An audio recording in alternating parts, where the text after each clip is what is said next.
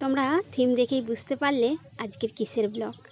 সকাল হয়ে গেছে, আর সকাল হওয়ার সঙ্গে সঙ্গেই ওর বাবা গেছে পুজো দিতে। পুজো দিয়ে মঙ্গল কামনার জন্যই চলে গেছে।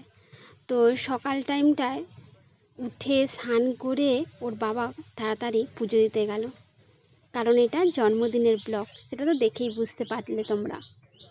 তো সত্যি কথা বলতে জন্মদিনের দিন আমরা চেষ্টা করি মায়ের কাছে পুজো দেওয়ার, তো তাই করলাম। কিন্তু এবারে পুজো দিতে ওর বাবা গেছে, আমরা সবাই যাওয়ার কথা ছিল কিন্তু আমরা যেতে পারিনি, কারণ ছেলে অসুস্থ ছিল, ওর জ্বর ছিল, যার জন্য আমি যেতে পারিনি। তবে ওর পছন্দ সব কিছুই করেছিলাম। তো এখানে ওর বাবা পুজো দিতে গেছে, এদিকে আমি করছি রান্না। আর রান্না করতে করতে তোমাদের সঙ্গে এই ব্লগটাও শেয়ার করলাম। এই যে এখানে ছেলের সব কিছুই পছন্দের জিনিস আমরা করেছিলাম, তো ও যেটা যেটা খেতে পছন্দ করে তো তাই আমি বানিয়েছিলাম। আর ছেলে যখন জানলো যে ওর জন্মদিন, ওর শরীরটা ভালো ছিল না, কারণ জ্বর হয়েছিল, তার জন্য মনটা আমাদের একটু খারাপ ছিল, কারণ এই জন্মদিনেতে খুব আনন্দ করে। তো শরীরটা একটু দুর্বল থাকার জন্য তাও ও যখন আমার ঘরটা সাজাতে হবে বেলুন দিয়ে, ওর যা যা ইচ্ছে করেছিল ওর বাবা প্রত্যেকটা জিনিসই ওর পূরণ করেছিল।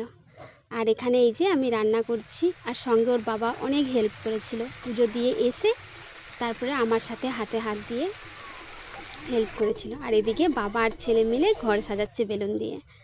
আর এই যে পোলাও, ওর পছন্দের পোলাওটা ও ভীষণই পছন্দ করে, তো ওদিন আমরা বানিয়েছিলাম ওর পছন্দের পোলাও।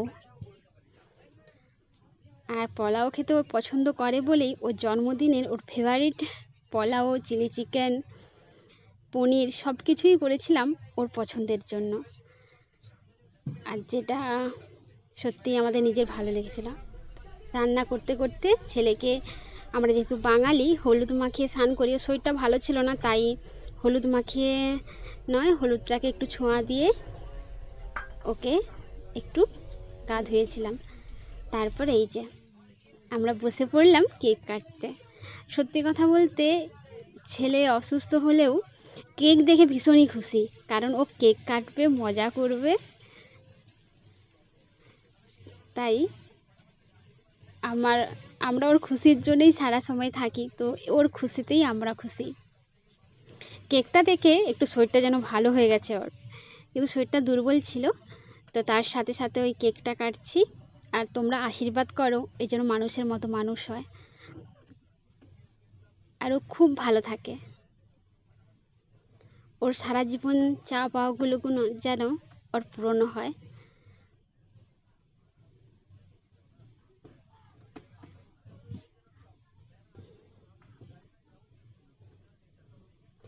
তার সাথে ছেলের সাথেও আমরা একটু মজা নিয়েছিলাম।